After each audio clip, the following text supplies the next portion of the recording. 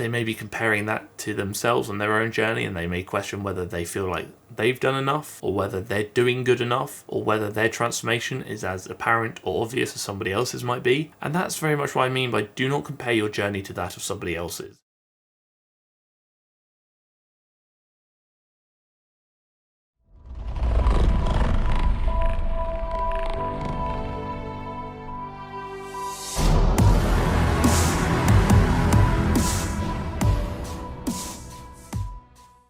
The extent to which my chair is broken is unbelievable now at this stage. Basically, it's always been a bit hairy, as you've noticed. In fairness, it's not squeaky as much anymore because I've snapped it. It's squeaking now. Basically, what's happening is, obviously you're chilling on the computer, and I've got this pillow behind me, and sometimes I lean the chair back against the pillow, and I'm like, yeah, pretty cool. So I lean back a bit too far. I hear a bang, snap. I nearly yeeted myself over the edge. Thankfully, the pillow was here to save me. The chair is fully gone now. So if I lean back, it keeps going, and we're not going to go that far. That's basically the update of my week thus far, and I thought you all should know. So thanks for coming with me on that journey. Yes, I am going to get a new chair, but I'm going to wait till I move, because I'm moving soon, hopefully. Firstly, before I actually do crack on with the video, I do quickly want to say thank you very much for all of the support in the last video. Obviously, I know the last video feature of a paid promotion in that video, which, as I stated, I was very anxious about. But again, I can't go over how supportive and positive the comments were. Following on from that, I know I express quite regularly that I believe I probably have the most supportive community on YouTube, but things that may seem small to you, like the positivity and the support on the video following on from that promotion, are huge to me, and they very much enforce the belief I have regarding the quality of the TFNL community. So again, I thank you so much. So this video is an interesting one, and it's an interesting one for a few reasons. So this video was sent to me a few times, and there was one kind of message in particular that sparked interest, because I already kind of knew which direction I was going to go down with this video, but then this message in particular kind of solidified that direction regarding whether there may be a problematic nature behind said video, which you're about to see. But I'm not going to give too much away just yet, because I must do the bits and bobs very quickly. I'm going to mix up the order today. It's a Thursday, it's not actually a Thursday right now, but to you it's a Thursday, and I'm going to start with the hat. I'm kind of excited about this one because I actually really like it. I feel like I may actually keep this one for the remainder of my life. So it's a bucket hat that's obviously too small for my head. It's got mermaids on it. These are straps I meant to go under the chin, but clearly that's not going very well, as you can tell. Now I've thrown you off with the change of order. We're going to do the usual stuff. If at any point you decide you like the video, please let me know you like the video by dropping a like on the video. 1,250 likes in the first 24 hours is the goal, so if we can reach that, that'd be bloody splendid. If at any point you decide that, you know what, I tolerate your content, your head's not even that big, and I like your hat, then please do consider clicking the red button down below and subscribing to the channel, and maybe even the bell next to it so you get notified when I upload every week, twice a week. And if you have a question you want me to answer, at the end of every video, I do comment question of the week, in which I take a question from the comment section of a previous video. So drop a question down below in the comment section, and I shall answer it. Thing is, obviously this video is Linda's son. I changed my body and my life in 1 month. Everything I actually eat and how I train. My new habits. And this is an interesting one because it did spark the consideration. I've never actually really spoken about transformations. Then somebody dropped me a message and said, hey Harry, can you have a gander? And I was like, let's actually discuss it, because I think this is a great opportunity to do so. And I think Linda's videos, because they very much promote a mental health message, are almost great catalysts for conversations for my videos. I wanted to take a year off. I didn't, and then when the school year started, the only way I thought I could make friends was bars, drinking, and partying. I was lost. Putting yourself online and producing content for hundreds of thousands of people, as Linda is doing, isn't easy. I mean, putting yourself online in general isn't a particularly easy thing, especially in the world that we live in, where people are very quick to comment and judge and maybe assess what you're doing, your body, so many things. So I will always appreciate Linda's vulnerability in her videos, where she is speaking about her very much real world issues here that a lot of her audience who are in a similar boat, be that students, whatever it may well be facing themselves. So again, I will always appreciate and respect the vulnerability, because I know it's not easy to do. I was nervous to talk about food. You probably know why. Very controversial. But you guys know me. Food will always be one of my favorite things about life. I will always honor my body's hunger and cravings. At the end of the day, your body needs food to live, so you might as well make it taste good and find the ones that make you feel good too. I think that's a really good point. I know Linda and her relationship with food has been questioned by many in the past. I'm not going to comment on that personally. I don't think that's the direction I want this particular video to go in. But what I do want to speak about is food in general. For safety purposes, I'm going to throw a trigger warning out there now. I will be discussing food, eating, and maybe even delve into the realm of eating disorders potentially. I don't want that to upset or trigger anybody. So again, although I do really appreciate the fact that you likely want to support me, if my video harms you or hinders you to any degree, please just don't do it. You know, don't consume my content, click off the video. Despite how much you want to support somebody, it's not worth sacrificing your own mental health to do so, because you need to put yourself first, and you have to understand and remember that you are the priority. And the fact that you even subscribed to my channel, the fact that you even clicked on this video in the first place is support enough, and I can't thank you enough for that. So a lot of people, I do understand and fully acknowledge, for obvious reasons, oftentimes feel guilty if their food tastes good. A lot of people have this association that food cannot taste good without it being deemed to be like a reward or a treat. Therefore, they may feel guilt for consuming food that they're like, this is nice, this is enjoyable, and they very much feel like they shouldn't enjoy what they're eating. Despite whether or not you see food as fuel, because essentially to some regard, food is fuel. If you were a car, you would need fuel, let's say petrol, to run. Food is one of those fuels that you need to run, to work, to move, to function, to live. If you said, you know what, I'm really proud of my car, I love my car to bits, so I'm going to put really high quality fuel in that car because I want to increase the longevity of that car, why would you not apply the same logic to yourself? Taste is not associated to gluttony or anything along those lines. Taste is associated to, I want to tolerate what I'm consuming because I'm going to have to consume a certain amount of it to then function, to hit maintenance, to be in my deficit, to be in my surplus, whatever it may be. You are consuming food to fuel your body so your body is able to perform how you need it to perform and how you want it to perform. A lot of you watching this video, I would say actually nearly all of you watching this video, are active to some degree. So you like to work out, be that running, home workouts to the gym, whatever it may be. To do so, you need to fuel your body accordingly, appropriately, because if you don't fuel it enough, you're not going to perform very well. Despite what somebody you know or somebody online has told you and maybe led you to believe, and despite what you may be telling yourself at times, good tasting food is nothing to feel guilty about. You're merely putting the best fuel for your body in your body. What's wrong with that? I was mindlessly eating every day. Food was no longer fuel or enjoyable or healthy or nutritious. Food was literally just my only escape. And that's not health. That's not food freedom. That's not the relationship with food I preach. I had done this before and failed. Got obsessed, cut out my favorite foods, ended up hurting myself more than healing myself. I think the topic of like relationships with food in general is a huge one, because I think a lot of people are probably unaware that their relationship with food isn't particularly healthy. Like I said, be that to the extent in which you feel guilty about eating certain foods, to the extent where you feel pressure to eat a certain amount, to feel pressure that you can't eat certain things, whatever it may be. If food is something that's promoting anxiety or over-consideration or something along those lines in your life, then you do sometimes have to question your relationship with food. Again, I'll be the first to admit, do I have a healthy relationship with food? I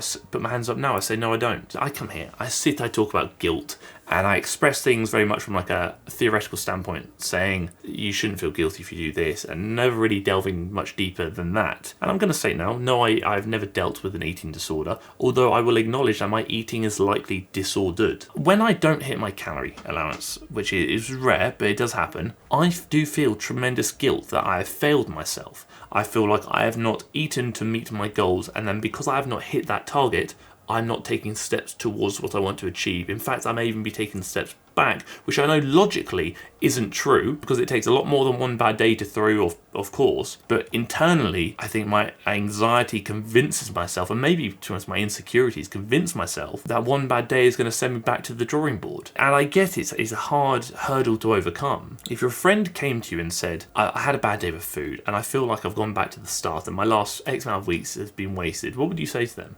You'd probably say, you know, it's just one day. If it really means that much to you, you can make up for it.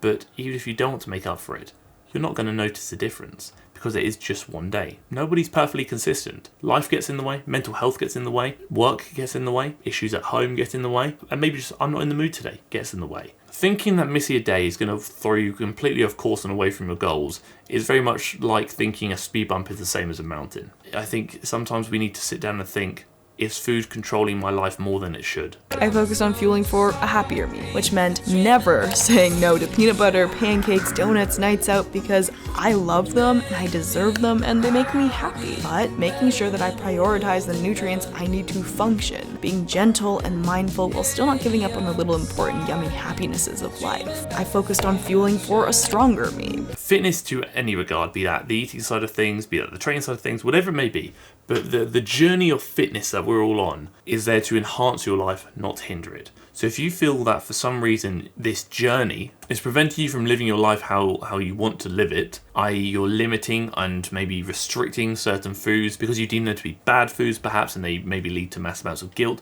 whatever it may be, if fitness is hindering your life, something needs to change. This is a journey that you probably want to be on for a very long time. So surely you want to make that journey as sustainable and enjoyable as possible, because therefore you're likely going to remain more consistent with it because you actually want to do it. It's much easier said than done, but maybe it's a bit of food for thought, for lack of a better phrase or term. If you want to go to a social event, please go to a social event. If you're worried about eating your training, eat around it, train around it. If you miss a day, you miss a day. It's not the end of the world. In X amount of years' time, are you going to look back on your particular session of that day, your training session of that day? Or are you going to look back at the memories you made with the people you wanted to be around at that social event? I don't know why I also thought this was also BS and so cliche. I was like, no, I'll just wake up, grind, get my to-do list done, and repeat. What a sad, sad way to live. How can you be happy if you don't take time to do or find out what things make you happy? Or find an enjoyable, balanced way to do what you want to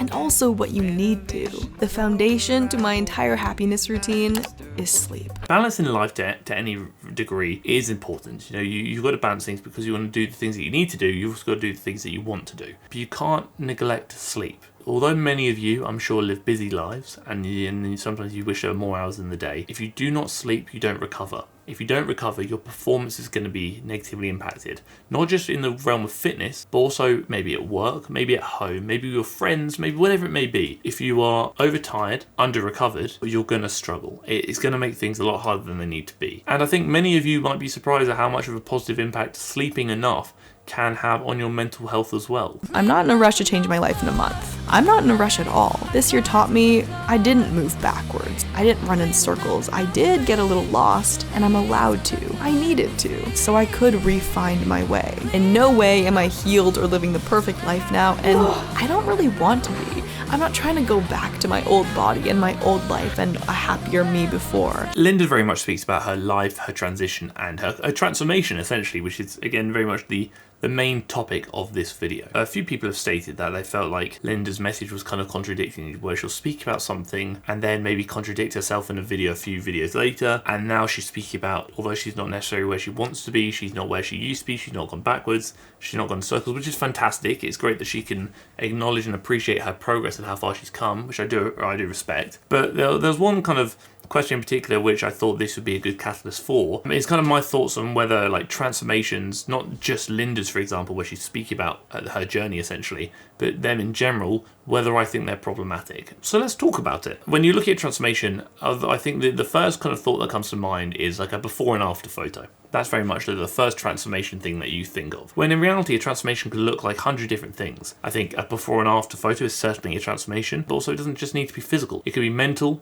emotional, it can be spiritual, whatever you want it to be. There can be a transformation there. And in Linda's case, I think her transformation, although physical, is maybe more being discussed from the standpoint of emotional and mental here. It seems like she did touch on her relationship with food to some extent in the video. When you're looking at transformations in general, the thing you have to remember is your journey cannot be compared to that of another's. And I mean, let's isolate it to a separate topic in general. Let's look at physical transformations. Someone shows you a before and after photo saying this was taken a week apart and they look incredibly different and so many things have changed. Social media is a highlight reel. You don't know how much of that is true, you don't know how much of that's manipulation, and you don't know how many other techniques have been tickled with to get there. Furious Pete, years and years ago, did actually a great video discussing transformation photos, and he basically took a before and after photo, and he looked like two different people. And the crazy thing is, it was within 24 hours or something ridiculous like that. And the before photo was taken after, and the after photo was taken before. It really blew my mind how big a difference things like that can make. From that regard, when there's manipulation maybe to sell a product, wherever it may be, transformations can be very problematic and very toxic, which is a huge problem. Flip around, if you're posting a transformation, not because you're trying to sell anything, but because you're proud of your journey and your achievements, then I encourage it. Who am I to tell you not to be proud? You're proud of you and your progress, and I'm proud of you and your progress. So if you want to post your change, I fully respect it. You know, do what's best for you for you. Then you look at like emotional and mental transformations of the comparison of the journey, because realistically, I think it's fair to say that some people watching this video may have previously or maybe currently dealing with potentially an eating disorder or disordered eating or something along those lines. And they may find themselves looking at Linda, who's kind of implying that her relationship with food has kind of changed over X amount of time. They may be comparing that to themselves on their own journey, and they may question whether they feel like they've done enough, or whether they're doing good enough, or whether their transformation is as apparent or obvious as somebody else's might be. And that's very much what I mean by do not compare your journey to that of somebody else's, because it's like comparing apples and oranges. Although apples and oranges are both fruits, you can't compare them.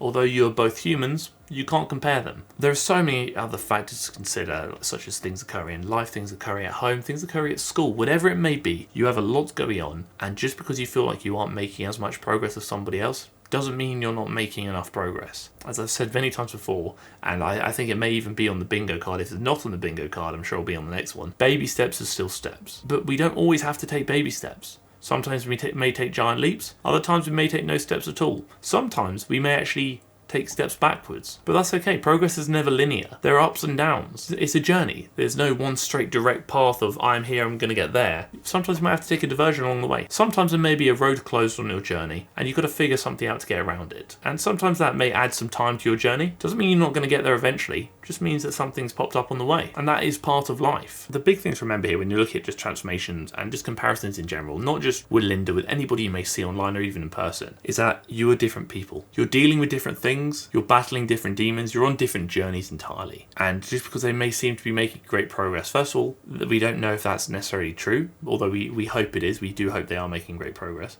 But second of all, that doesn't mean that you're not. I think your progress is just different. No more, no less, just different. And we all progress at our own rate. And the thing you got to remind yourself and ask yourself sometimes is, what's the rush? It's very easy to consider and think that we're not quite where we want to be yet, but I can almost guarantee that you're a lot further ahead and a lot closer to your goal and a lot further along that journey than you were a year ago. It's very easy to look forward and feel disheartened that we're not there. We often neglect to look backwards and be appreciative and proud of how far we've come. So if no one else has told you today, and if you haven't told you today, I'm proud of you. Despite whether you think you're making great progress or despite whether you think you haven't made enough progress, you're doing great. Please don't neglect to acknowledge how far you've come. And despite whether you think there's still a long way to go, that's part of the journey, and I'm proud of you for making it this far. In conclusion, I think transformations and the comparison transformations can very much be very problematic, but I think that depends on the comparison and also what that transformation looks like and what that transformation is. That is it. That is a video. Now we must obviously do what needs to be done, which is comment question of the week. Does anyone know an effective way to measure body fat percentage? I'm 5'6" and around 130 pounds, and my gym scale said I was around 40% body fat,